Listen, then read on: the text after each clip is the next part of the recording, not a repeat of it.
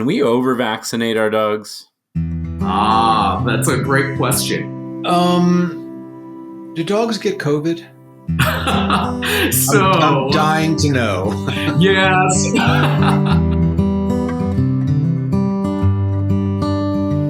Hey, Drew here. I'm really excited to tell you about today's sponsor for the show, Fig and Tyler. Look, I see and use a lot of treats in my line of work as a certified dog behavior consultant. And to be honest with you, a lot of them are pretty terrible for dogs. That's why I love using Fig and Tyler's treats. They have an amazing discount program for pet professionals. The treats come in a variety of proteins, Pet Pro-sized bags that last, morsel-sized treats that are perfect for training. And I love the sample treat bags they send me for my classes. All you need to do is go to the Pet Pros tab on figandtyler.com and hit Join Program. Put Love Dog in the referral tab, and that way they know I sent you. Look, if you're a pet parent and you want to get your hands on these premium dog treats that the pros use, they have a special offer just for our listeners. Go to figandtyler.com now and put Love Dog in the promo code at checkout. You're going to receive 10% off your first order. We want to give treats that embody quality, transparency, and effectiveness. Giving single ingredient made, USDA, human grade inspected meat, that aligns with my values and helps give me the results I'm looking for in my training and enrichment programs. They're also great for managing weight issues with dogs, and it allows me to be careful with all these dogs who have specific diets and allergy concerns. Quality is literally built into the brand. It's peace of mind in a bag. No mystery ingredients, no additives, no fillers. They have a wide variety of treats like chicken hearts, duck liver, tilapia, beef liver, and goat's cheese. I love that I can make custom bundles and try a variety of proteins if I want to mix it up. So treat your dog to the best. Choose Fig and Tyler and watch tails wag with delight. Industry professionals will love the Pet Pro perks. Go sign up today. Again, the pet parents out there, as a listener to today's podcast, you'll receive 10% off discount off your first order. Head over to the website now and put promo code LOVEDOG in at checkout. That's FIGANDTYLER.com. Promo code LOVEDOG. Hi, everyone. Welcome to this next episode of the Love Dog Podcast. I'm Mark Drucker, and I'm here with my co-host, Drew Webster. Hello. And one of the things that we wanted to do today was just tell you a very little bit about each of us so you can understand the roles that we hope to play here.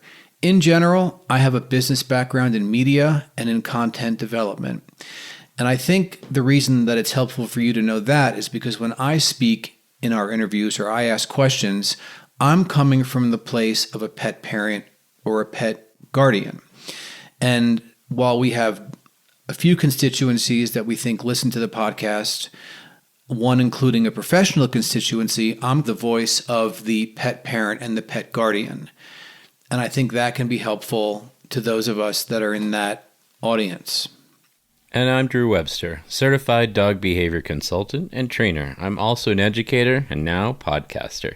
I'll be asking questions through the lens of an industry professional to give you insights and takeaways from my behavior-focused vantage point.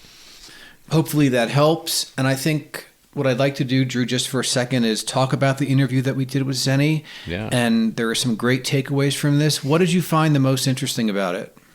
Well, he's such an amazing and well-rounded professional. We're so lucky to have him on the show. I think he gives our pet parents and pet guardians some excellent tools to go and have these conversations with their veterinarians. And being an educated, informed pet parent, it gives us tools so that we can serve our dogs, and it serves us as well.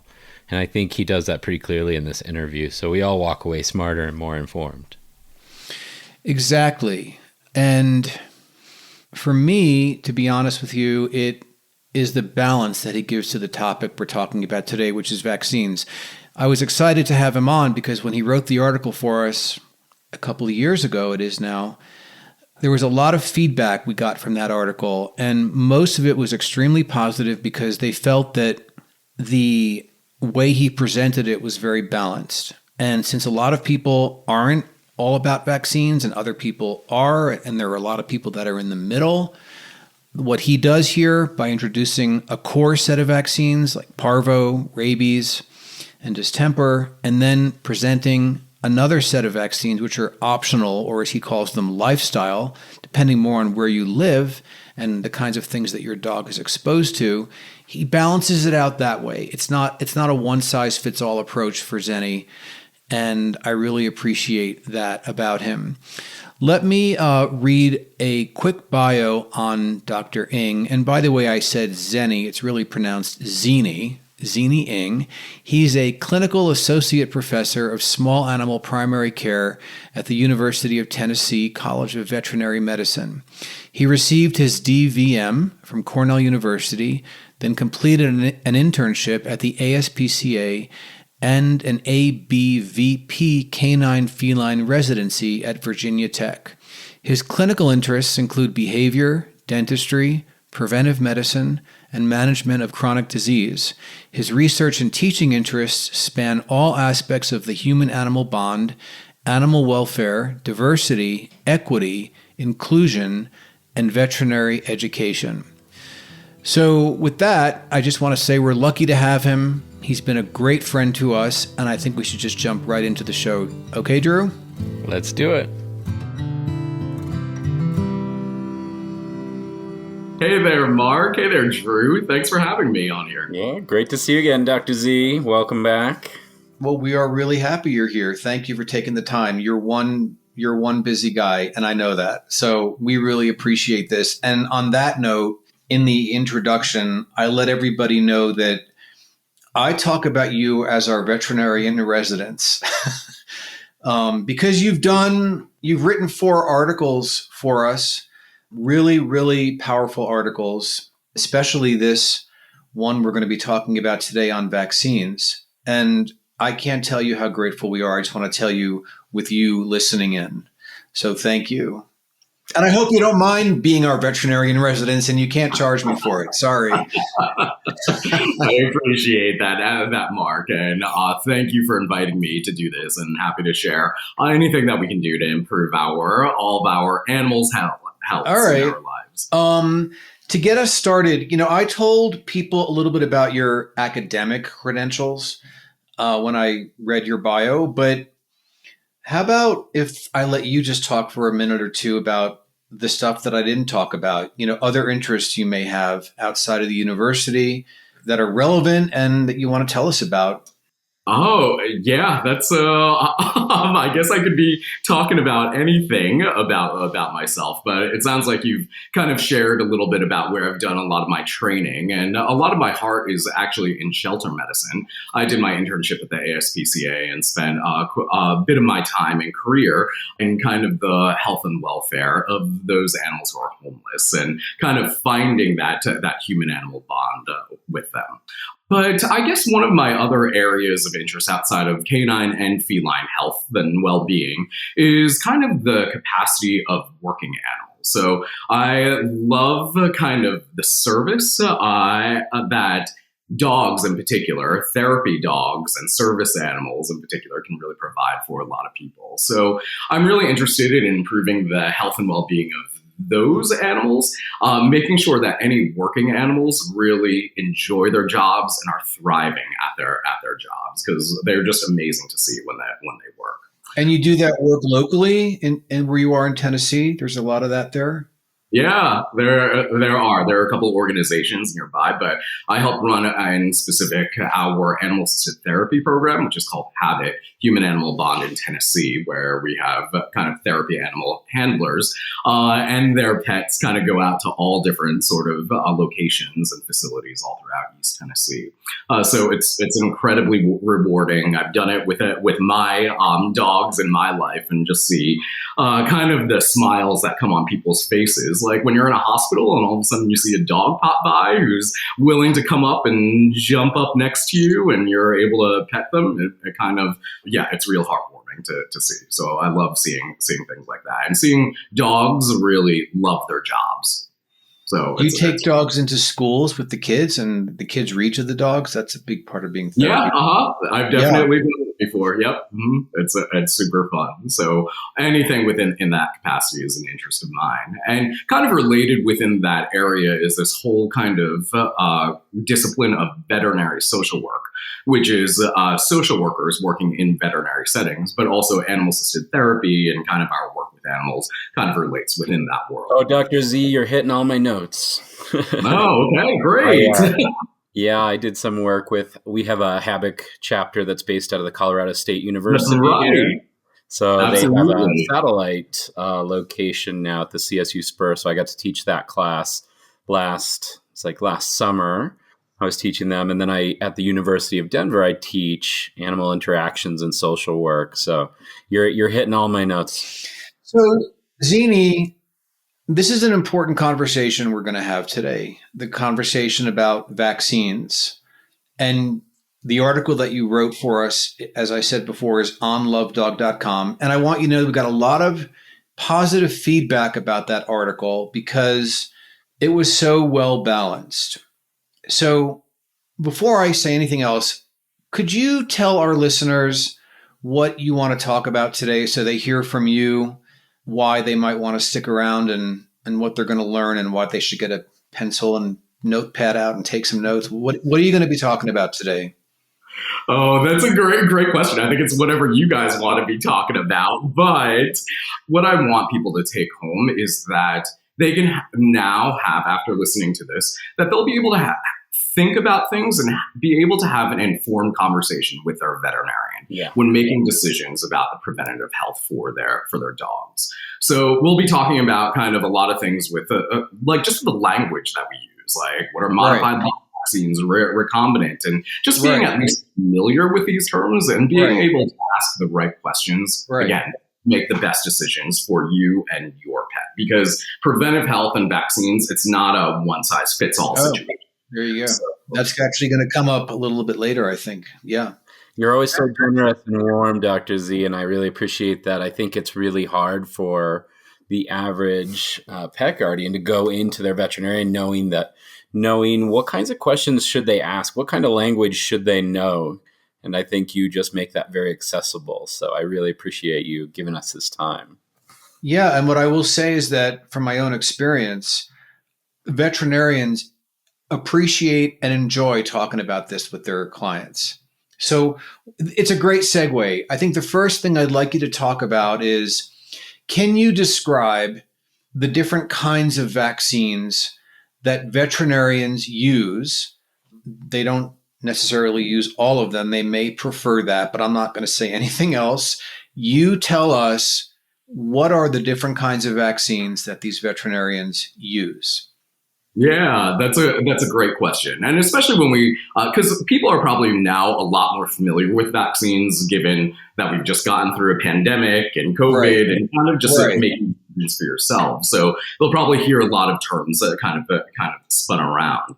But as far as in veterinary medicine, there are three main types of vaccines: modified live vaccines, recombinant vaccines, and killed vaccines. Killed,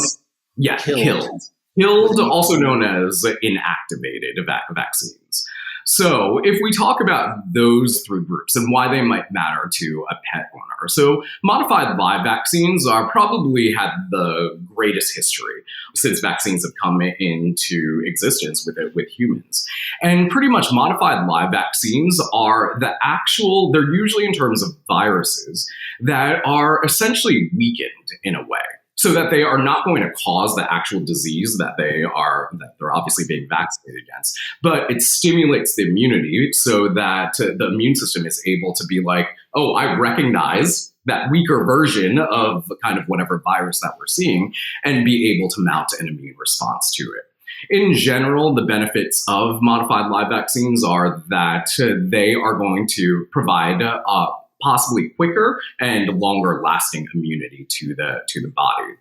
The downside of modified live vaccines are that there is a rare possibility that it could result in reversion to virulence. So what reversion to virulence means is that since it is a weaker version of that virus or that germ, it perhaps could cause that specific disease in that animal if it's given. But that is such a rare and kind of usually unrealistic finding or effect that should have. Dr. Z, is that based more on the individual getting the vaccine or the vaccine? Like, what would cause that anomaly? Does it have more to do with the individuals, like I'm thinking their immune system, or if they're weakened? I mean, I take toddlers all the time, and I'm like, no, he's got a cold. He's not getting a shot.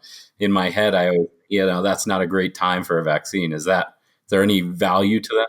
You are spot on with that, because for somebody who might have a weaker immune system, I'm going to avoid vaccines in general, or we'll talk about kind of the nuances about that.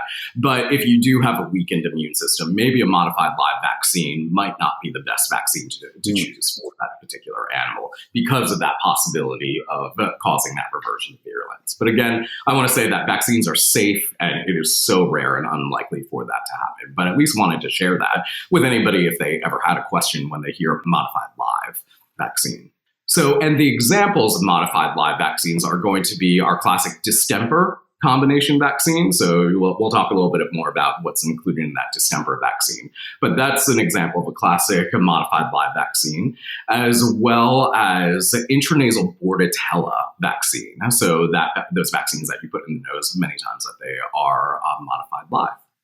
So the second type that I wanted to talk about are killed vaccines. So killed vaccines and they're also known as inactivated vaccines. That means that these are pretty much the dead version of that, usually bacteria, so that we are talking about. And so, as far as the advantage for a killed vaccine is that they are not going to result in reversion to virulence. So it's not like if you vaccinate them for like leptospirosis, it's not like that they can actually get that disease if they have that. So for somebody with a weaker immune system, maybe that could be something that we could do.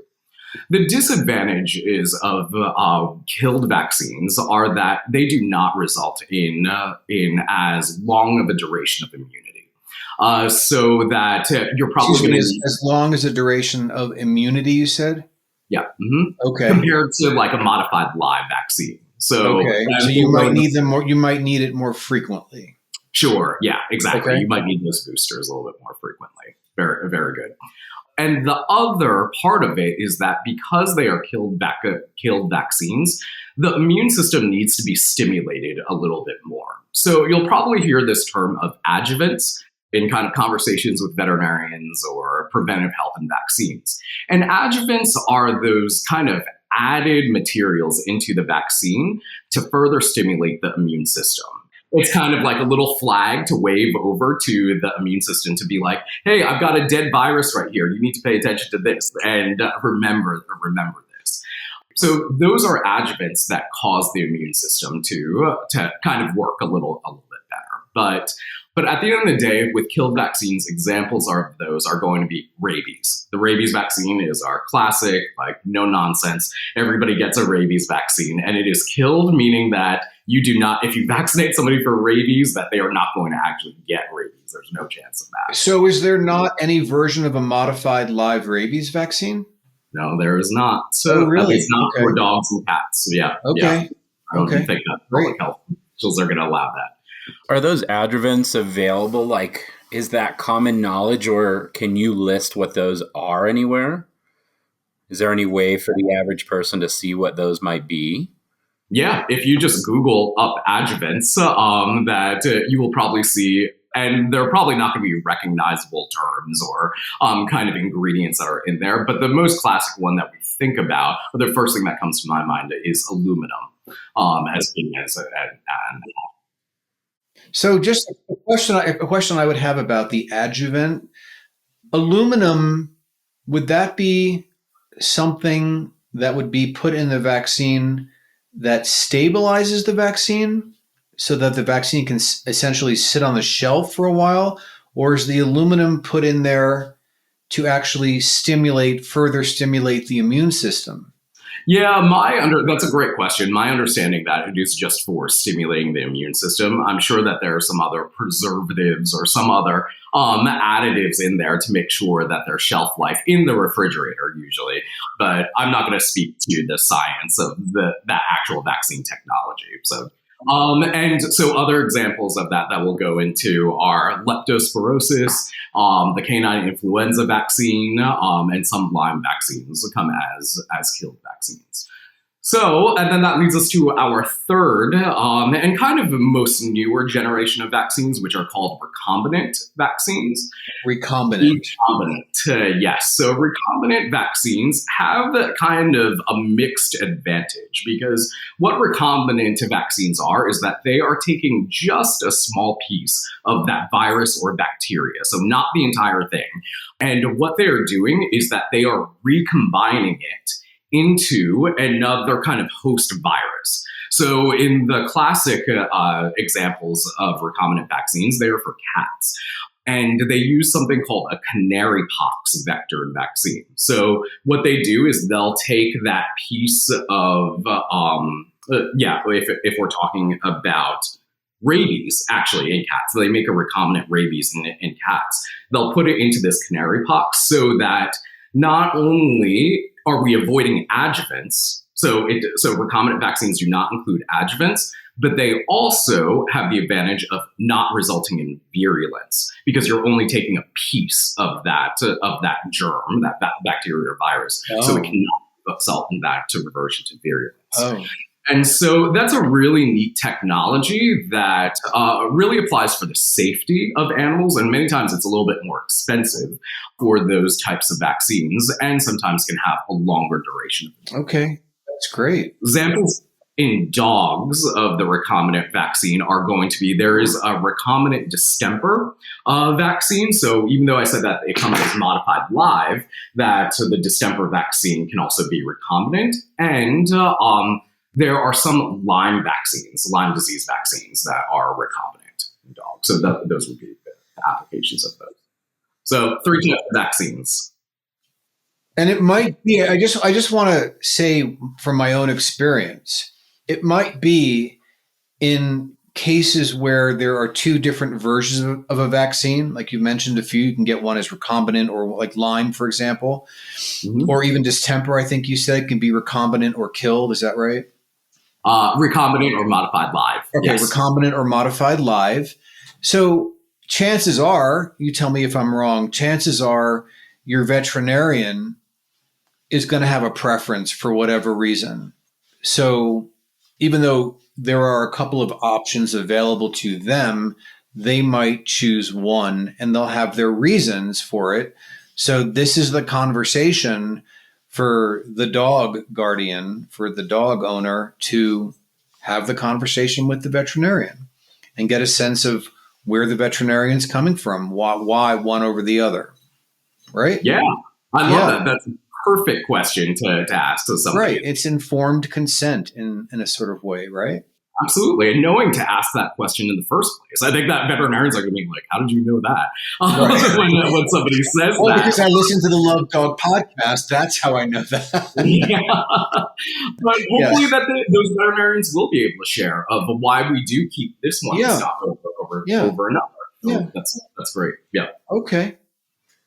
Along the lines of being in the know, it got me thinking. I teach a lot of puppy classes and I've taught in veterinary facilities, and everybody has their kind of policies on the schedules for puppy vaccinations. And a lot of times those are done, like you were saying, the word booster. And I'm wondering if you could explain the word booster. And also, is there any benefit to splitting those up versus giving a big cocktail, which I know sometimes happens where they're getting multiple vaccines on one visit for puppy owners?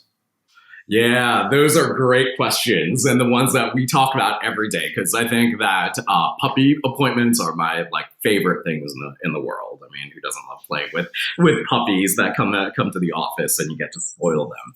But as far as the question about boosters, so I think that's a term that gets kind of thrown around all over the place. It's easy to say, people kind of understand that a booster is just kind of repeating the same vaccine that you had given the last time to almost boost, quote unquote, boost immunity. Is it the same dose? Yes, it is the same exact dose. It's the same exact vaccine that you are giving as kind of a booster.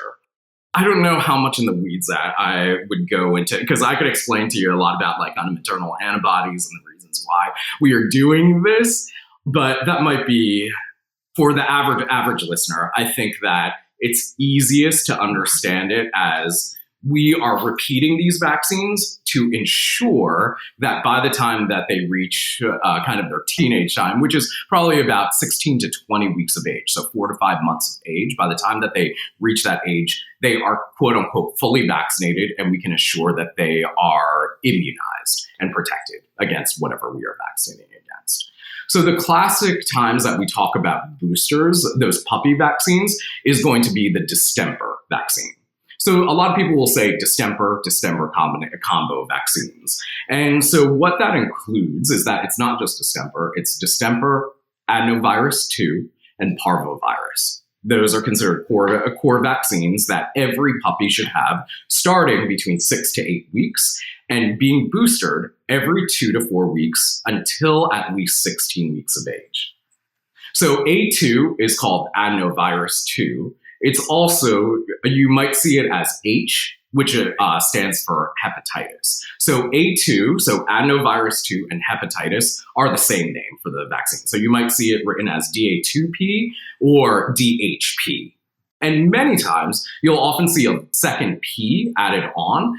And that second P usually stands for para-influenza. So it's distemper, adenovirus, parvovirus. Those are all core vaccines added on with para-influenza. So that one's a little bit of a cocktail in itself, just that vaccine, right? Exactly. So that's usually just given. Usually, most people know right front leg that's typically where it's always given, and given again every 2 to 4 weeks until. And that's one shot. That is one shot for all of those. Jab, right. Yeah, for that distemper combo. And I would probably say for you, Drew, if you're seeing them in puppy class. So when they say, oh, we want to give this every 2 to 4 weeks, how do you know whether or not you're supposed to get it 2 weeks later or whether or not you're supposed to get it 4 weeks later? And the simple answer is it's based on their exposure. So if you have a puppy that is going to be a couch potato, that these owners are like, I'm doing all of my puppy training at home. They're not going to see any other dog. They're not going to dog parks or anything else. I think it's fine. They're not my clients, by the way. I promise you. Yes. Yeah, you know what? Doing it every 4 weeks is fine. But if they are coming frequently into contact with other unknown dogs, I would want them to come in a little bit more frequently, like every 2 weeks, just to ensure that we have boosted that immunity as best as we can. And I know the stance on when puppy owners should consider socializing has moved a lot over the last 15 or so years, where it used to be like, don't ever socialize puppies until they're fully vaccinated. And you're just saying that 16 to 20 weeks. So that's 4 to 5 months versus all of us trainers are going, hold on. The risk of under-socialized to these dogs that are missing these developmental milestones is much higher than the risk of you getting one of these diseases. So we've got to do some moderate dog-to-dog socializing in those long-term memory stages. Where is the veterinary community at on this as far as like, I still meet clients that are like carrying their dogs, these big dogs at like 4 months, like he can't touch the ground. He's not fully vaccinated. They told me to carry him. I'm like, you're a very sweet person. Let's get down to it here. Yeah, Drew, you are spot on. And I would say that because there is a prime time of socialization that needs to happen for all these puppies in that critical development period from that 6 to 16 weeks a period of time where we're like, hey, they're not fully vaccinated, that they could be susceptible to these other infectious diseases. But I actually think that long term, I think the risk of them being under socialized and having behavioral issues is much higher than getting one of these diseases. And the veterinary community recognizes this. They recognize that, that we do have to have that socialization, but they also need to have that proper protection. Yeah. I kind of teach this to my students. What the most ideal situation, honestly, is having those puppies who you know all about their preventative health status, that you know exactly that they have been vaccinated, that they have been dewormed, you know that they are healthy puppies, to have socialization amongst all those puppies who are coming to that veterinary clinic. So maybe one day a week that you have puppy socialization classes for all the puppies who are around that age, who you know that they are properly vaccinated, all come together in a safe space that you can guarantee that they are vaccinated. But Drew, if you were working side by side with a veterinary clinic and you have owners that you trust and you team up with a veterinary clinic that is kind of gives the check mark of, yeah, they've received their vaccines on this date, that date, and the other, that you can guarantee that safety, then I think that would be a fair place to be. You just don't want your puppies, even though they're vaccinated, to be exposed to unknown dogs that you don't know anything about their status. And that's sort of the advantage of going to, say, a sanctioned puppy class versus like a park meetup is, just to enroll in the class, they've had to meet the same vaccination requirements that we asked you to meet with your puppy. On kind of jumping back a little bit, Dr. Z, we're talking about breaking up those puppy boosters.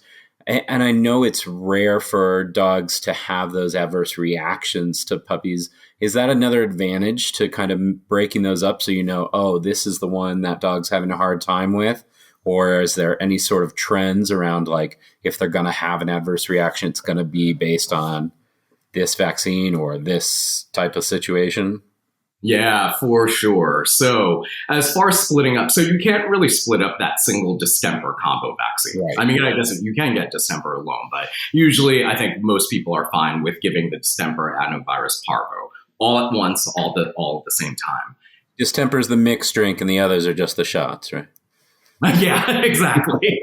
The mixed drink for them. So they get them all in the right front leg every time that they come every 2 to 4 weeks. But the thing about it is that as they go on in their vaccine series, you might decide to add on other vaccines, such as, or like that they're going to be required to have rabies at some point. And so things like the rabies vaccine, you have to be at minimum 12 weeks of age in order to receive that. So they might get distemper and rabies at the same time. And then you might decide, based on their lifestyle, that, hey, you know what? I also need lepto. I also need Lyme. I also need influenza. And so therefore, you're adding on all these vaccines all at the same appointment. So you could end up giving distemper, lepto, Lyme, influenza, rabies all at once on that same and appointment. Distemper could be 3 or 4 on its own, right? Exactly. So you're talking about one appointment, a puppy could be getting 8 different cocktail of vaccines. And trust me, I've definitely seen that happen before. And a lot of puppies do fine off of that. And why do we do that, Dr. Z? Is that purely like convenience to make sure we're getting everybody vaccinated, or why did that become the norm? Honestly, it's probably because of convenience. Is that every single time that you're coming to that clinic is probably an additional, not only is there an additional cost, but it's just the barriers about, I got to make an appointment to get this vaccine, get to the vet, and that takes all this time out of the day. But for an owner who does have the time and ability, I would absolutely separate those vaccines out by minimum 2. That's such a great takeaway, because I know there are a bunch of clinics that offer vaccine clinics that offer like drop-in vaccines. And from a training and behavior standpoint, I'm always trying to encourage what I call happy visits, where they just go to the vet for tummy rubs and meet the staff and get treats. If you break those up into, say, 3 different sessions, even though you might incur another cost, you could be setting your dog up for a lifetime of success of going to the vets. I mean, I've worked in so many clinics where half of what I'm doing is trying to teach the dog not to be so fearful about going to see the veterinarian. And one of the go-to things is to lower the intensity, but increase the frequency of those visits. So just coming in, working for some treats, doing some training, getting touched on their body, and then leaving without anything really big and consequential happening. So that's a great takeaway. Yeah, I love that, Drew. That is the ultimate preventive health, is making sure that how do we get animals less fearful at the veterinary clinic? And that technique of just coming in for just a happy hello, but if you're giving just one shot and giving lots of peanut butter and treats and making sure that they're not having a bad experience, that's a lot different than getting like 5 shots all at once. It's like every time we have to restrain them, give another injection, and they're like, ouch. And like, that doesn't bode well for the future of that little puppy. So spreading them out is definitely something that I recommend. And you might have to go every 2 weeks to the vet clinic or for 3 months, 3 or 4 months. But that's also the only time in their life. This is the most important time of a dog's life. And like kind of after that in the future, like it'll be a lot easier to separate that out. It's just that puppyhood is a critical time. And I think more frequent visits to the vet and positive visits to the vet is going to be key for a lifetime of health and happiness for them. That's great. Okay, that's amazing. Thank you for that. Hey, Drew here. I want to give a shout out to today's sponsor, Fig & Tyler. These are the premium treats I use exclusively in my training programs and with my own dog, Ozzy. They have an amazing discount program for pet professionals. All you need to do is go to the Pet Pros tab on figandtyler.com, hit Join Program, put Love Dog in the referral tab. If you're a pet parent and you want to get your hands on these premium treats that the pros use, they have a special offer for our listeners. Go to figandtyler.com now and put Love Dog in the promo code at checkout to receive 10% off your first order. The website's figandtyler.com. Also, if you're enjoying the show and you'd like to support us, go to ko-fi.com/lovedog and donate the cost of a cup of coffee. It helps support us, and so we can continue to bring you amazing guests and produce the show. Go on, buy us a cup of coffee. Or for our East Coast listeners, buy us a coffee. Thank you. Where I want to go now is to the conversation about people have different feelings about vaccines, and it all came out during COVID, right? Mm-hmm. So, the values that we have for ourselves are the values we're going to have for our dogs in most cases. So there are the core group of vaccines that you've talked about that the dogs have to get. It's just they have to get them. There's no negotiation. If you get a dog, you're getting your dog this set of vaccines, period. Then there's another category. I don't know whether you call them optional, lifestyle, or whatever. Two that I can think of that fall into that category would be Bordetella and Lyme. For example, I live in Colorado and Boulder now. Lyme, you don't hear much about Lyme, but where I came from in New York, in the Northeast, out in the eastern end of Long Island, my dog almost died from it. It was a horror show, and it's like every dog and every person is getting bitten by ticks all the time. So there's a geographical consideration there, right? Oh, 100%. Mm-hmm. Okay, good. So, and this is, by the way, what even the people that are against vaccines in general for themselves, the anti-vaxxers, even a few of them who I know contacted me to say that was a very fair and balanced article that the veterinarian you wrote for us, because it very specifically laid out you got to get these vaccines for your dogs. It's not negotiable. But then there are a whole group of vaccines that are perhaps optional, which may depend on where you live, so how prevalent the disease might be in that area, and how high at risk is your dog for being exposed, depending on how much your dog goes out, where you take your dog, how much contact it has with other dogs. So explain for us which are the I don't care what you think about vaccines, your dog has to have those, right? and then which are optional. If you would be willing, I wouldn't mind you describing, not in great detail, but what each of, what is distemper? What is parvo? Help us understand that at the same time. Yeah, that's a lot of really good sentiments and really good points right there to address. So number one thing that I want to say, Mark, just to address that and clear that up, is that yes, there's a difference between these core vaccines, what I'll kind of refer to as core vaccines, versus non-core. Core vaccines, as you kind of alluded to, are our non-negotiables or our mandatory vaccines. Right. As presented by veterinarians. The point that I want to make here is that, everybody has a choice. And we all have choices. This is just like people are very much anti-vaxxers because it's like, it's my body. I'm not putting in anything that I don't want to go in them. And you know what? Pet owners have that choice too. They can decide like, hey, you know what? I'm not going to vaccinate them against rabies and I'm not going to vaccinate them against distemper, but recognize the implications that that is going to have for your animal. First off, as far as mandatory, the rabies is something that everybody knows or is aware of that they have to get. And that is, it's not to protect animals. It's the reason why it's mandatory is to protect humans' health. Our public health officials, they don't really care that much. I'm not going to say that about animals, but really that mandatory vaccine or the core vaccine is to protect our public health. And the laws are built to protect kids from dying, from being exposed to a rabid dog or a rabid cat. And dogs bite all the time. Yeah, exactly. Yeah. And I don't know that you can really go to jail for not having your dog vaccinated against rabies, but trust me, if your dog who is not vaccinated bites a child, you better know that you're going to deal with a lot of significant consequences.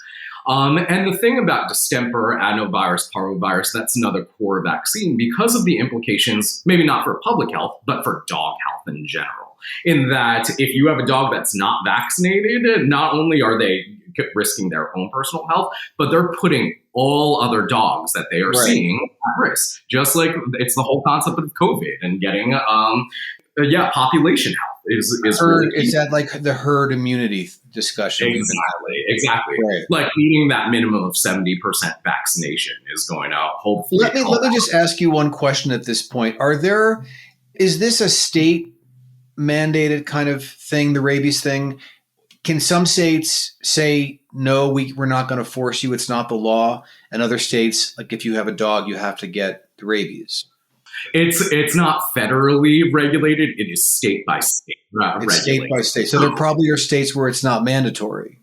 Yeah, or the laws might be different for cats versus dogs. So the great resource that I'll point out to you guys is rabiesaware.org.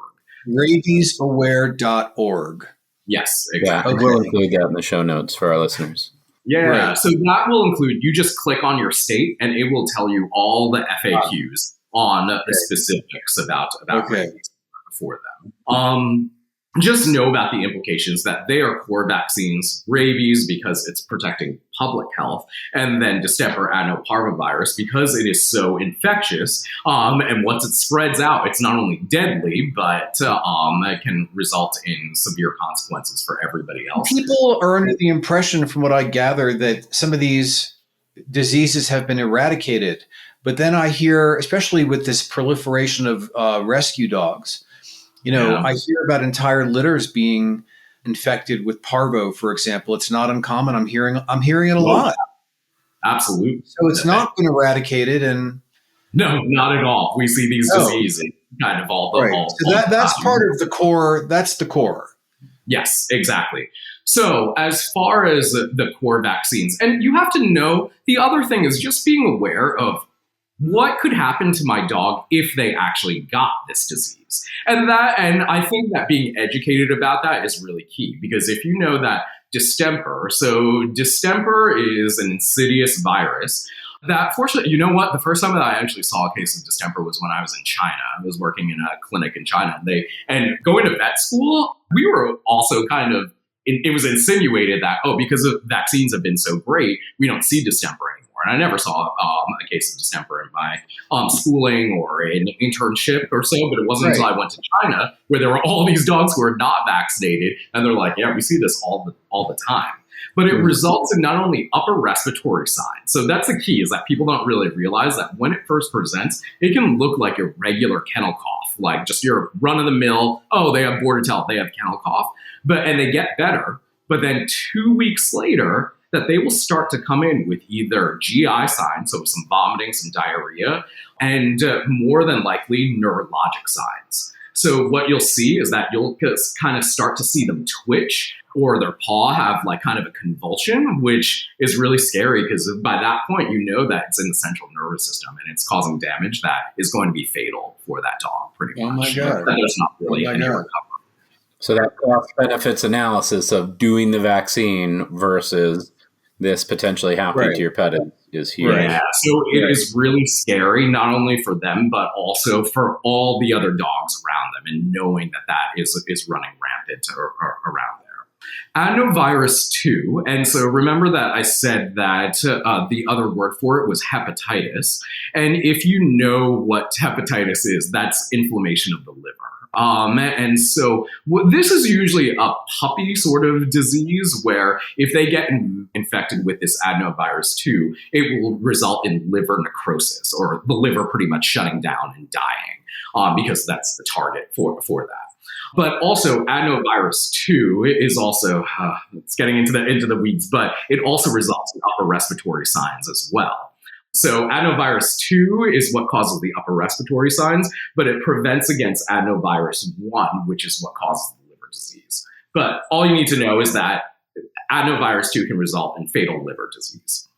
And then parvovirus, which is probably the most common disease that we see all the time, everybody. I'm sure that if you've worked in a rescue or seen anybody, you've heard about parvovirus. And this is a virus, a GI virus, that infects the GI tract and kind of sloughs off the inner lining of the intestines. And that's real graphic, and purposefully, because I've seen plenty of these parvo puppies die because of this, that they are just bleeding out both ends, that it's really sad and tragic to watch. And the reason why it is so tragic is because these are preventable diseases. Yeah. They are preventable with people who are conscientious and vaccinating their animals. So when you see a case like that, you're like, how can you not do that? That ounce of prevention worth a pound of cure. So those are our core vaccines.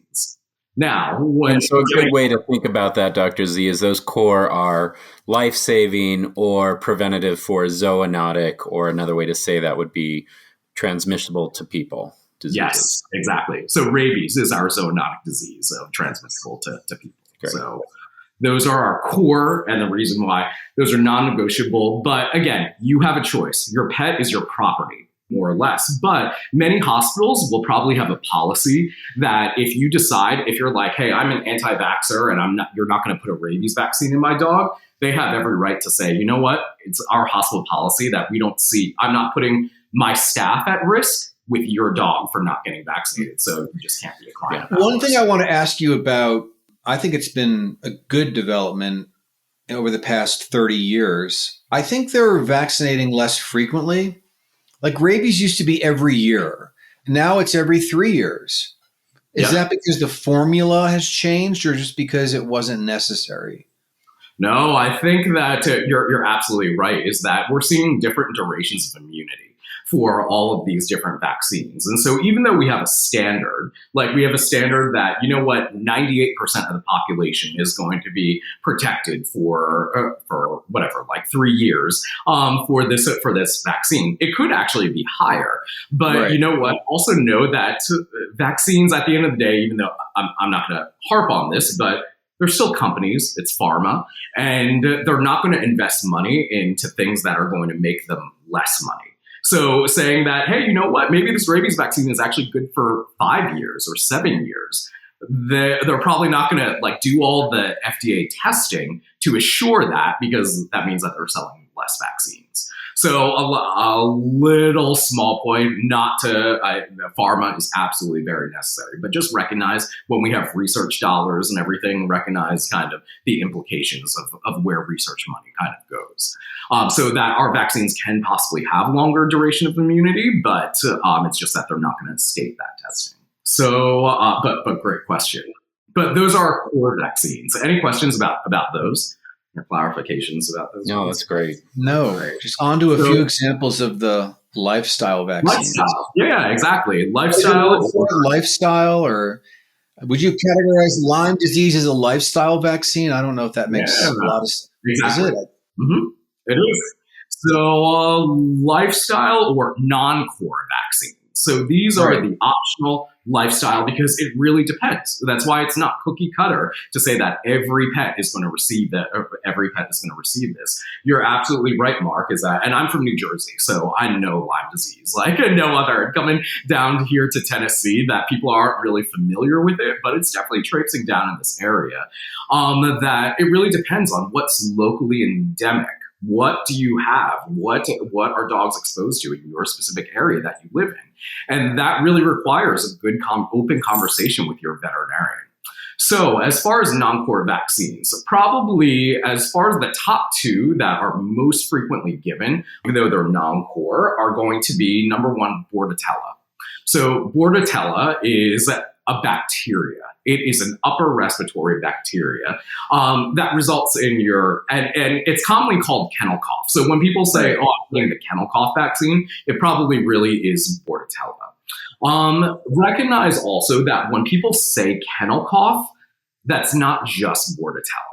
Kennel cough is just the symptoms, the symptom of a dog coming in with coughing, and likely it's infectious. But you can be infected with dozens of different bacteria and different viruses. So it's kind of like when we say that somebody has a cold. Yeah, they have a cold, they might have an infection, but you don't know exactly what that is, which specific bacteria. Right.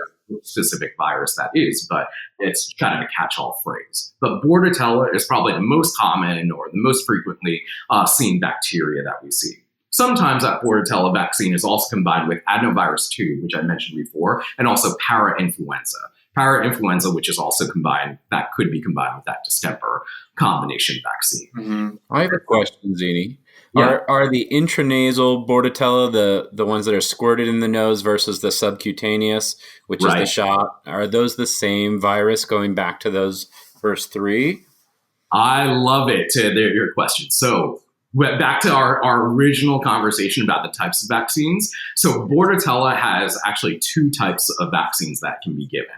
So number one is the modified live vaccine. So that can result in clinical signs, and that's given intranasally. Also, there's an oral vaccine for it. So anything that's given in the nose or in the mouth, that's going to be modified live.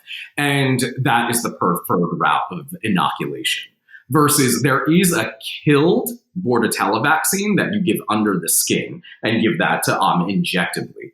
However, when push comes to shove, what has been demonstrated is that the protection of our intranasal vaccine highly surpasses the one that is going to be injectable. Is that why sometimes they seem like they say the words like they're good for a year versus 6 months, or is that based more on the individual facility? Yeah, so when facilities mandate that, I know plenty of places that say, hey, every 6 months is what we're going to require. But actually, the science and the research shows that any of our intranasal and oral ones, they are all good for 1 year. And I mean, there's not really any harm in giving it every 6 months, other than they might get a little bit snotty for a day or two. But it's really unnecessary. Usually 1 year for your average immunocompetent dog is going to be absolutely fine. Mark, going back to the lifestyle phrase, I think of these non-core as lifestyle because when Ozzy, who you saw, my dog who's 11, was going with me I was a trainer in a boarding and daycare facility every day. I was on it. He was having Bordetella regularly. Now he only sees dogs I know their vaccine histories, things like that at age 11. I don't do the Bordetella for him anymore. So it isn't part of our lifestyle that we're frequently socializing with big groups of unknown dogs. So I really kind of put that in that category in my head of like lifestyle stuff. Yeah, for sure. I mean, my Hank, my adopted dog, came with the vaccine, but I've never gotten my other dog's Bordetella. I did once because I was driving to Canada, and I believe in order to cross the border, you had to show proof of Bordetella. For your health certificate. Yeah. Yeah, you did, right? Apple is definitely going to kind of mandate, warrant some requirements. Yeah, so, but in general, I don't know, especially for a younger, healthier dog, I'd probably not, unless there was some real impetus to do that. Yeah, and it really is exposure. So that's why it's a lifestyle. That's why it's a choice, is because If you are seeing unknown dogs all the time, you're going to dog parks, doggy daycare, all of that, then yeah, I would recommend it. But if they're like, yeah, they're Hank's a couch potato, or he doesn't really see any other, or it has direct contact with dogs, then probably not as necessary. You know what? And that's the thing, the dog park thing, right? I mean, I've just never been big on the dog park thing. I mean, when I lived on the east end of Long Island, I was, because there was a 20-acre dog park where they could be off lead, and we'd walk around the park for about a mile, and there wasn't all that much contact. But to go into one of these heavily enclosed areas, I've never been a big fan. So maybe that's one of the reasons why I've never jumped on Bordetella. Absolutely. So, you've made that choice. I love your point about your choice that you don't visit dog parks, because yeah, I rarely ever go to there. There are a lot of risks of going to dog parks. So not only infectious, but just kind of all these unknown dogs that you don't know what they're going to do. Yeah, exactly. They really interact with your dog. But yeah, Bordetella is definitely one that I recommend if you are going to dog parks. And I prefer the intranasal over the injectable, because the injectable is something that if you are going to give it, and injectable is a killed vaccine, so not modified live. And so it's probably going to result in needing more frequent boosters. So that is one that I would actually do every 6 months if you are giving it. But always intranasal or oral is preferred for Bordetella. Mm-hmm. The second vaccine that is probably most commonly given is Leptospirosis. So I don't know if you know about Leptospirosis, but for those who, so this is a spirochete bacteria. So it's a kind of a spindly bacteria that is transmitted through the urine, usually through the urine of wildlife. So if they have any exposure to kind of deer, opossums, raccoons, rats, especially in New York City. I was like, if they're not exposed to wildlife, why do they need lepto? But rats on subways and everything, they definitely can carry lepto.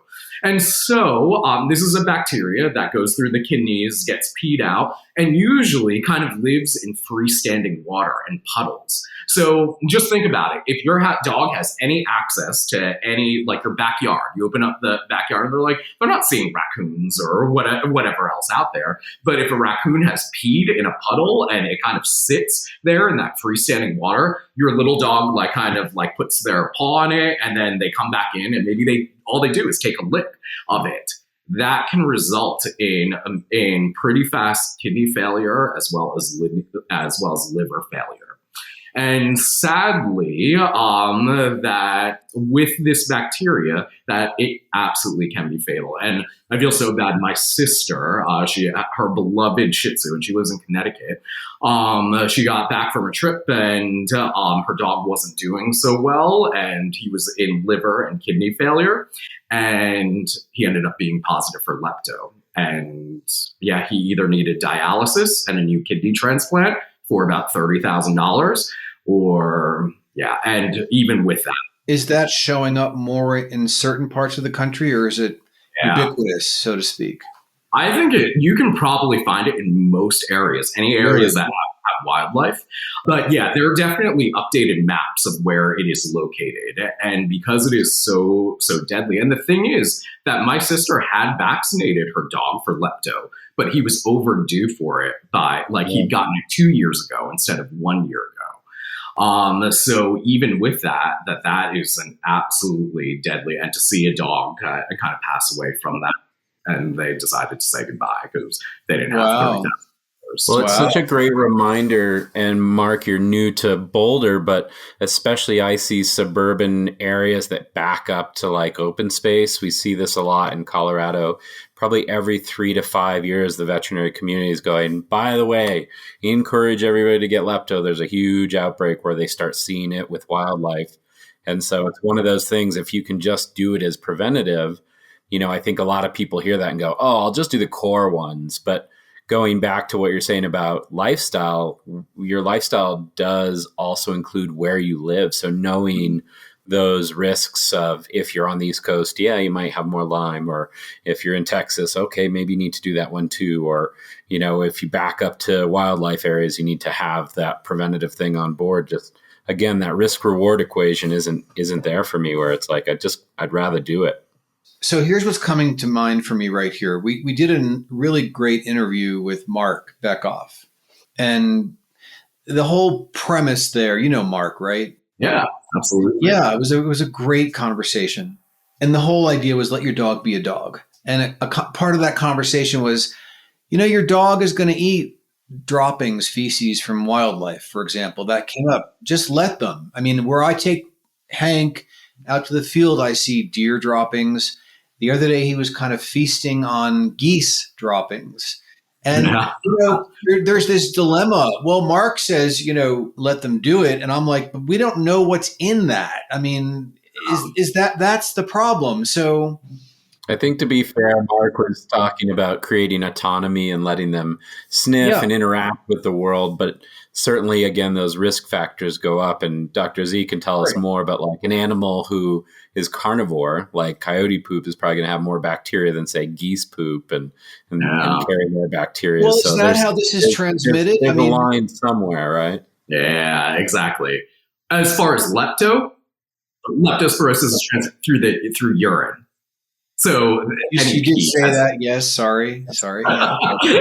Got it. So yes, it is confusing, right? Yeah, has a host of other kind of risk factors. Yeah, it's just knowing what are the risks and what are fatal risks. I think that you really have to recognize. Knowing that lepto is, absolutely. I think that is probably, and a lot of veterinarians consider leptospirosis to be a core vaccine, even though it's still under our non-core, but most frequently given.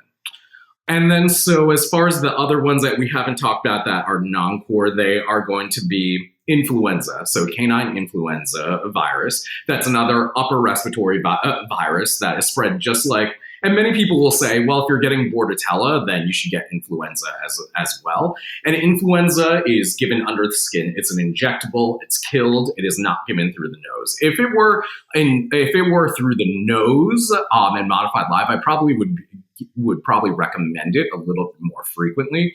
But honestly, for influenza, it really just depends on where you're at. So if you're crossing state borders, or you're a competition dog or show dog that is like traveling to different areas or so and exposed to lots of new dogs, those are the dogs that I absolutely would say influenza. But if you are not traveling and you're just going to your like doggy daycare or just going to the dog park with normal, regular people that you interact with every day, it might not be as critical, but ask your veterinarian. Ask them, has there been outbreaks of canine influenza in this area? Is this something I should worry about? How long does that vaccine last for? That is when you get your initial and booster, it lasts for 1 year. So it's given annually. And how far apart is the booster? 2 to 4 weeks. Okay. Yeah. So for most of these vaccines, these non-core vaccines that we give, it's an initial, a booster 2 to 4 weeks later, and then every year. And you have to, and giving them every year. So that is influenza or other upper respiratory, part of our kennel cough. So influenza could absolutely be implicated in what's called kennel cough. Our other thing that we talked about was Lyme as a lifestyle or non-core vaccine. And coming from New Jersey, so Lyme is a bacteria, and this was because it was discovered in Lyme, Connecticut, that is transmitted through ticks. So a tick has to bite a dog, and usually they actually have to be on there for a good 24 to 48 hours before they actually transmit this bacteria. This is a bacteria that will result in a slew of systemic disease. So usually the most common things that happen are that they get like lethargic, they're inappetent, they have a fever, their lymph nodes might be up, and also shifting leg lameness. You might notice that they're starting to limp on one leg, but then they get better and then limp on the other. So those things, and then they can result in fatal kidney disease, heart disease, and also neurologic disease as well. So I've definitely seen dogs die of My Lyme dog disease. had Bell's palsy from it. Oh my It goodness. resolved, but oh my God. He had it like 5 or 6 times, and each time it presented differently. But the one common thing that he had every time, along with any of the other symptoms, was this weakness, and you could tell joint pain in his hind legs. That was the giveaway. I mean, really sad. Yeah.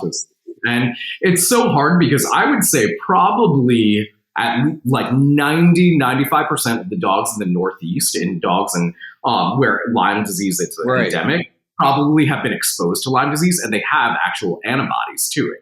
And even though that they were exposed and maybe that they might be sick, and for the majority of dogs who do get Lyme disease, actually, most of them end up being fine and not really consequential. But there is probably about 5 to 10% of dogs who, if they get it, it is deadly.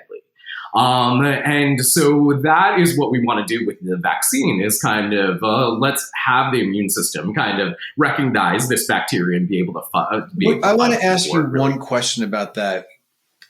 I don't mean to put you on the spot, but I'm just wondering if you just mentioned about, I think you said 5 or 10% of dogs that get Lyme actually will die from it. I get the sense that it's often misdiagnosed. Okay. Could that be a reason why? Because I mean, in my own experience, doxycycline pretty much takes care of it. But if it's being misdiagnosed, which it actually was in my dog's case for a while, before we found out what it was, if it goes misdiagnosed like any other disease and progresses, it can become too late. Yeah, you're absolutely right. So I think that really has to be on the veterinarian's radar to be like, okay, like this very weird presentation or so absolutely could be Lyme disease. But also recognize that misdiagnosis also goes the other way, is that maybe that they are sick and they are positive for Lyme disease, but that Lyme disease isn't really the cause of their clinical signs. They just happen to be co-infected and everything. As I said, 90% of dogs who are positive, they might not have any signs, but maybe that they have like cancer somewhere else that's completely not related, and they're saying, oh, they're dying of Lyme disease, when you really have to recognize what is doing what. Right. So yeah, percentages, and when we talk about those percentages, they're just based on, somebody's done the research and they've done that research on that specific population. And to try and extrapolate and make generalizations. But every dog is an individual, and the response to a vaccine, the disease, is going to be an individual one. So take it with a grain of salt. But that's Lyme disease in a nutshell. But my biggest thing, more important than the vaccine itself, is tick prevention. I'm not going to recommend that a dog get vaccinated if they are not going to be religious about tick prevention, because that's the one thing that can actually fully prevent Lyme disease. Because if that tick dies before it has the ability to transmit Lyme, then there's no need for that vaccine to really take effect. But I highly recommend it for especially Labradors and Golden Retrievers in areas where Lyme disease is endemic, because they have been overrepresented for being dying of Lyme disease. And is that something breed specific, Dr. Z, or is that just because there's a higher prevalence of those types of dogs than, say, Bouvier de Flanders? Yeah, I love that question. And I ask the same thing. Is it just because, they're the most popular breeds? But actually, no, they are the ones who, for whatever reason, they actually get to glomerular nephritis, which is a fatal kidney disease associated with Lyme disease. So that breed has been, out of any other breed of dog, has had that overrepresentation. Interesting. So that is Lyme. We just listed a bunch of these different vaccines. Do you think, and obviously, I'm of the, I'd rather prevent it, especially any of these that could result in a fatality. Can we over-vaccinate our dogs? That's a great question. That is a great question. And thank you for asking that question. Everybody has that, because there's a lot that we can vaccinate them for. And it really depends on the individual. If you tell me that, hey, you know what? I have a dog that we go hiking 3 times a week. We go to the dog parks. We go, we travel state borders. We go to competitions. I would absolutely say that you kind of need all of those things that we listed. Yeah. That would not be considered over-vaccinated. Well, kind of going back to that lifestyle, right? It really, it's kind of like you need more information about the caregiver than the dog to make that decision, right? So I think that over-vaccinate, it really depends on the individual and what they truly need. What is their exposure? What is their lifestyle? Because if you have a dog that's not leaving the house and they're being like, oh yeah, you need lepto, bordetella, influenza, blah blah blah, then that might be considered over vaccinating. But Right. I think if you know that, hey, you know what, there's the potential that they could get affected, then I think that might be very well appropriate. And if they are receiving all those vaccines, again, as we talked about, to kind of split them up so that they're not getting them all on the same day. Because I think that is actually one of the criteria, one of the risk factors for having an adverse event to vaccines, is having the more killed vaccines that they receive on the same day, the more likely that they are going to have an adverse event. That's great. And, I've got a very moving into senior dog, and I've lived with a lot of senior dogs. And I always wonder about the strength of their immune system, or, an aging pet or an immunocompromised pet. Should they be given any special considerations when it comes to vaccines? Oh, yes, 100%. And I love having this conversation with the dog owners. And if you're a dog owner listening, hopefully you obviously care enough to kind of be thinking about vaccines and having questions, because I think that will be the number one question on any senior dog's kind of, an owner of a senior dog's kind of life, is that, does he need these vaccines? Is he already protected? All these questions. And again, it really depends on that conversation with your veterinarian and what is the health status of your dog. So I think that by the time a dog reaches, and it depends on the breed of dog, but probably like 8-10 years of age, and they've received all of their vaccines kind of religiously and at the appropriate timing. What we know about distemper, our core distemper adenovirus parvo vaccines, is that they likely have what we call titers or antibodies to those diseases, probably for 7 to 9 years, and likely and many of them can have lifelong immunity, even 7 to 9 years from the point they got vaccinated, or just like stage of life? 7 to 9 years from their point of vaccination. But again, as I said before, vaccine companies aren't really going to promote that or say that because they'd be losing money if we're not vaccinated. Why are you reading my mind there, Zini? Yeah, but at the same time, but that's for some dogs, but some dogs might lose their immunity a lot sooner. Some dogs might lose them in 2 years instead of the 3. So it really depends. We're just talking about averages here. Dr. Z, I've heard of titer testing. Which of the vaccines can you do that for? So you can actually do that for most of them. The ones that are commercially available are for our core vaccine, so distemper, adenovirus, parvovirus, as well as certain laboratories do rabies titer testing. And then actually lepto as well. You can check antibodies for lepto at least. So those are ones that we definitively have the ability to diagnostically test that, because that can guide. That can be an important tool in somebody being like, do I need to vaccinate my 10-year-old dog? And that really requires an intimate conversation with your veterinarian to kind of say, this is the daily life of my dog.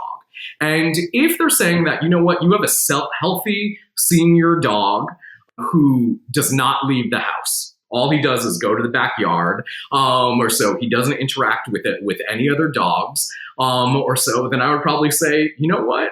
Let's do some titers for distemper, adenovirus, parvovirus, because those are going to be transmitted through dog-to-dog contact. You probably don't need Bordetella or influenza because you're not seeing any other dogs. However, lepto, since you're going in the backyard and maybe that there are skunks or wildlife who are in there, maybe that one is going to be one that I'm going to advise you to do. And if you have this senior dog who's like 12 years old or so, but also, what if this 12-year-old dog also has hypothyroidism? What if they have a skin condition? What if they have GI disease? And they are still visiting, they're going to the dog park, or they're going to doggy daycare. That is one that I would say, hey, even their immune system is compromised. So you know what? We absolutely need to vaccinate those dogs. And I don't really care what the titer says. I might not say that, but as far as an informed thing, I'm weighing the benefits and risks of vaccinating that senior dog. So there's not a one size fits all answer to that. It just requires an open conversation with the veterinarian and the veterinarian understanding what is the health status of that animal and using titers as a tool in there if appropriate. That's great. Thank you. Do dogs get COVID? So back when, and I'm sure that we'll still continue to have research about COVID and dogs. I'm dying to know. Yeah, there have been implications, actually more in cats. The data that we have kind of stated has been more in cats of having COVID and maybe having clinical signs. But honestly, no, not COVID, as in they're going to get COVID, that they get affected in their respiratory tract and they can have that they have clinical signs like people do. We have not observed that. Maybe, and so what has come out in the data is that if you swab a nose, and we do our classic COVID testing, and a dog has been living in a positive household, maybe that they will test positive on there so that they are inoculated or you can find it in them. But does it cause disease? Probably not. At this point, we don't have the evidence to state that. And, with all this talk about mRNA vaccines for humans, and there seems to be a lot of movement in that direction, in the animal world, has there been any talk of mRNA? Yeah, in that space right now, there are no mRNA vaccines available to our dogs and cats that we work with that are traditional. However, I'm sure that because this is a technology coming from humans, I'm sure that down the line, if there is a benefit for mRNA vaccines over our killed, modified live, and recombinant vaccines, that I'm sure that in our lifetimes we will see that be available. So, Drew, are we ready to move on to hot topic? Yeah, this has been so helpful. I think there's so many big takeaways there that are really going to help people make informed choices. And I think, like you said in the beginning, one of the most important things is how do you start these conversations with your caregivers, with your veterinarians, with those nurses that are helping you, and just showing them, like, I know a few things, I have a few questions. It seems like everybody in the medical field is very happy to have those conversations. And do you like when you get those clients? Or you're like, oh no, this guy's a pain in the butt. He knows a little bit of stuff, or do you encourage that kind of self-exploration and, trying to avoid Dr. Google, but being informed for giving your pet the best care? Yeah, I love it, honestly. I mean, but I am very much biased because I'm an educator. I'm a faculty member, so I'm educating. Extremely nice. So of course that I'm going to be like, yeah, let's nerd out on this. And we're going to get so many emails from veterinarians like, why? But yeah, and I think that all veterinarians are nerdy people. Like, we all love to kind of learn, teach others. I think that's a part of our roles as veterinarians, is educating and being public health providers and just wanting the best for our animals, is providing the very best care that we can for our animals, and sharing that with our owners is critical. So do not hesitate in just being like, hey, I heard this podcast. I wonder what your thoughts are on this, because the different veterinarians are going to have different opinions about these things. So for the hot topic, I think we should talk about the mysterious respiratory disease that's out there, that's getting all the attention. And I guess this talk about, you can update us on what you know. Is there any movement in terms of it being bacterial or viral? Is the media suddenly making a big deal about it? Yeah, so I think that as far as the information that we know right now, and you know what, today, can I say the date is December 7th?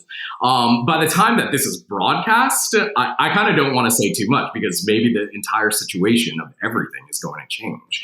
And we will know the answers to this. But so whether or not this is relevant is kind of beside the point. But as far as upper respiratory disease, what we call kennel cough, again, most kennel cough, if you have a healthy immunocompetent dog and they are exposed to whatever bacteria or virus it is, it's like the cold. It's kind of the flu. They might be down for a week or two, but they're probably going to get over it. And that's kind of, I mean, that's what I thought was, but we also, history and lessons learned, hindsight is 2020. We also saw that with COVID, is that, okay, if it's a virus, then healthy people should be okay. But the thing is that wasn't the case. And that's where it gets scary, is that with our typical interventions, if our dogs are not improving as expected, then you're like, oh, what is this? And so that's kind of what stirred this on, is that, these dogs there wasn't anything extraordinary about their clinical signs or their coughing, sneezing, fever or so, but it was the fact that they put these dogs on antibiotics, so typically doxycycline or amoxicillin, that gets whatever is causing kennel cough. If it is Bordetella is very susceptible to those antibiotics, that they get better. But the fact that some of these dogs did not caused them to be like, okay, what is this? And people don't routinely, I don't think that a lot of veterinarians routinely test for which bacteria or virus it is, because again, it's going to get better no matter what. I'm not going to charge you $200 to do that test. But I think that in areas of like Washington State, Oregon, and kind of areas of the Northeast, that they had some upticks in upper respiratory disease that was not resolving. And when they did the test for it, none of the typical bacteria or virus showed up being positive. So they're like, okay, well, the ones that we routinely test for did not end up being positive, but they have some sort of infection. What is it? And so that is really the unknown, is the fear in that. Right. And so at this time, we don't know the exact numbers. Like, we don't know the epidemiology of this. Is this widespread? What this is like? And so we don't know. I've heard both sides. I've heard that initially I saw some documentation that signs pointed towards that it was viral. But then I'm seeing other evidence of being like, oh, there's some dogs who have the bacterial component. And also a lot of these dogs might have co-infections. So even though that they might have Bordetella and whatever this is. But at the end of the day, most of these dogs, I think, and we also don't know the true fatality rate. We don't know. We just don't have that information. So, and I don't want to be a fear monger and like kind of, because what we don't know and what we're not educated about is what we fear the most.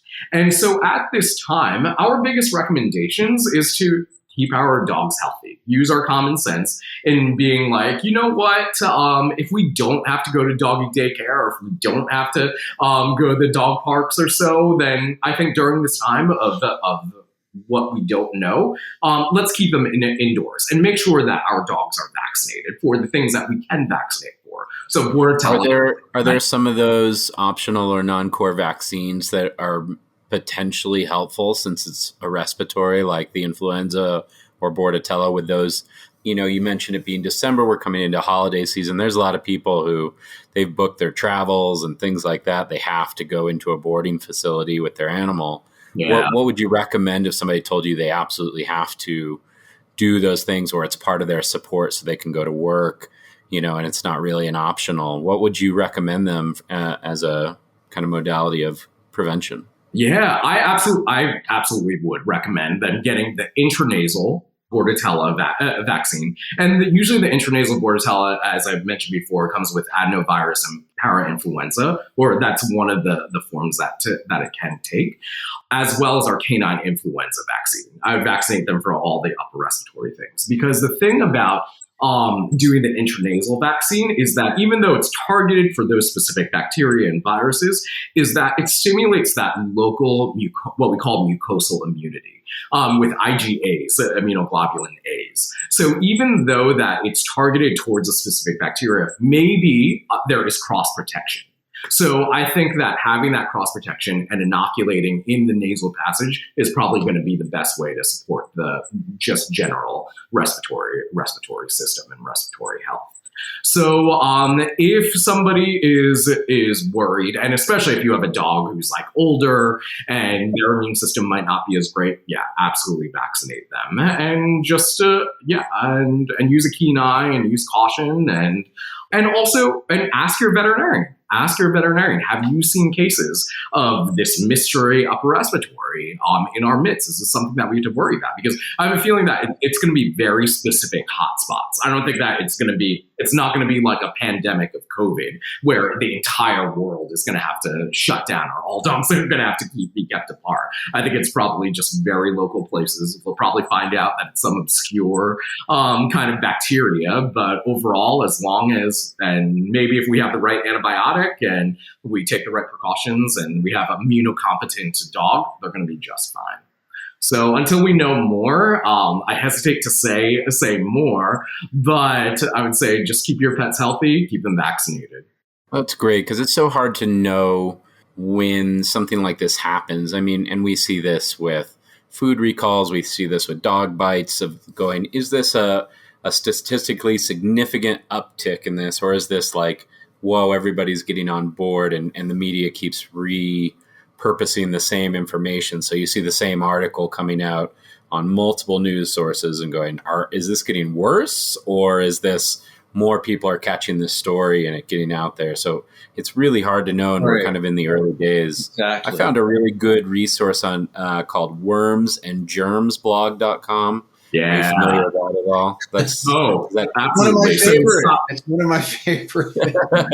Mark's like, go on. Yeah. Who's the veterinarian in Canada? It's Dr. Scott Weiss, yeah. He is the leading infectious disease researcher and epidemiologist, and I would that's who I refer to as far as any of the updates and any of the data regarding that. So definitely follow him, follow that blog and post, because he will absolutely have the most up-to-date and accurate information. So hopefully by the time that this is out, we'll kind of, and what he initially said was that this just sounds like it's more social media hype than anything else, but we have to take caution in everything that we do. But to the point, no matter where this goes, it's kind of a good strategy for people of when this happens, when we hear, I mean, you're saying I as a professional don't want to fearmonger. We are calling this the mysterious respiratory virus. I mean, what's not scary about that, right? And when your number one goal is protecting your animal, it just seems like, wow, we need more information. So it's so great that people like yourself, professionals, are willing to have these discussions so that people like Mark and I can try to get our heads around it. Be like, what do I need to do to keep my animals safe? Exactly. And knowing what those reputable resources are. Because I think that, if you're on Instagram and Facebook, you will have a lot of lies out there. But knowing that, you know what, go to wormsandgerms.com and you will see. Wormsandgermsblog.com. I mean, I'll link it in the show notes. That will probably be your most accurate and most up-to-date kind of source of information. So I hope that, that dogs are kept safe and healthy, and that we will pass this without too many scars. Well, this has been incredibly informative, incredibly helpful. Thank you. I hope you come back, because there's just so much to talk about, but a lot of great information here. Thank you so much. Well, Dr. Z, you're such a wealth of knowledge, and we're so lucky. I mean, we've got a couple different articles on lovedog.com people can check out from you. Is there anywhere else you want people to reach out, or is there any other way for people to interact if they have any questions or want to know about your work and the things you're doing? Yeah, thanks. Look me up at University of Tennessee. I'm usually responsive to emails when I get a chance. So look me up there, and I'm always happy to ask any questions from any caring and informed kind of dog owners, pet owners, and so that we can help you guys make the right decisions and the best decisions for keeping your dog living his happiest, healthiest, longest life possible. Wow. Can't say it any better than that, Drew. Thank you so much. Tremendous thank you for your time and your work, and we greatly appreciate you being here with us. Thank you, Mark and Drew, and everybody listening today. Thank you. Hope you guys stay happy and healthy and safe. You too. Have a great holiday.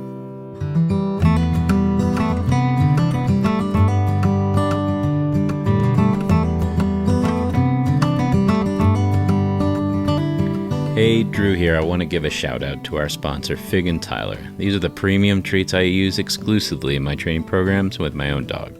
They have an amazing discount program for professionals. All you need to do is hit the Pet Pros tab on figandtyler.com, hit Join Program, put Love Dog in the referral tab. If you're a pet parent and you want to get your hands on these premium dog treats the pros use, they have a special offer just for our listeners. Go to figandtyler.com now, put Love Dog in the promo code at checkout to receive 10% off your first order. The website's figandtyler.com. Well, that was quite something, wasn't it? I think I feel like a better person or a smarter person for having interviewed Zini and for having learned so much. Thank you, Zini. Please come back and teach us more. And if you feel the same way and you learned a lot as well, there's some stuff you can do to support us, and we would be extremely grateful. I always have to make this ask at the end of a show. You can tell a friend, because word of mouth is always the best way to spread the word. If you enjoyed it and found it helpful and think a friend might, pass the word along, send them the link, whatever you can do, we'd love it. You can follow us on your favorite podcast app. Follow us on Instagram and TikTok. Our handle is @LoveDogNews. And if you want, you can even buy us a cup of coffee. Yep, a big $4 cup of coffee. Down there in the show notes, it should be fairly close to the top. You'll see a link to Ko-fi, Ko-fi. That's where you can go to make a donation. The minimum is $4 because that's about what a cup of coffee costs. So have at it. Thank you for joining us today. Thank you for listening. Thank you for being with us. And we will see you again next time. So long.